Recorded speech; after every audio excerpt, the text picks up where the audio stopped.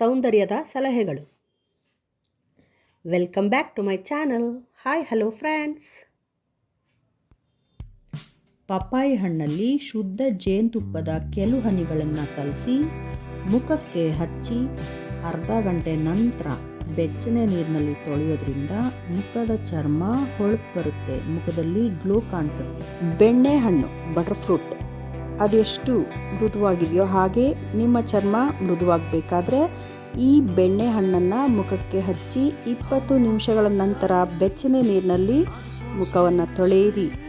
ದಿನ ಹಸಿ ಹಾಲನ್ನ ಅಥವಾ ಹಾಲಿನ ಕೆನೆನ ಮುಖಕ್ಕೆ ಹಚ್ಚೋದ್ರಿಂದ ಮುಖದ ವರ್ಣ ಗೌರವರ್ಣವಾಗುತ್ತೆ, ಹಾಗೆ ಚರ್ಮ ಕೂಡ ಕಾಂತಿಯುತವಾಗುತ್ತೆ.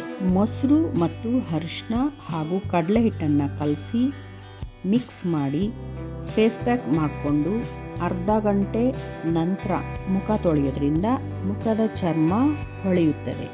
ಬಾಳೆಹಣ್ಣು, ಅಕ್ಕಿ ಹಿಟ್ಟು ಅಥವಾ ಹೆಸರಿಟ್ಟು ಇವುಗಳನ್ನ ಕಲಿಸ್ಕೊಂಡು ಫೇಸ್ ಪ್ಯಾಕ್ ಮಾಡಿಕೊಂಡು ಮುಖಕ್ಕೆ ಹಚ್ಕೊಳ್ಳೋದ್ರಿಂದ ಮುಖದ ಚರ್ಮ ಗ್ಲೋ ಬರುತ್ತೆ.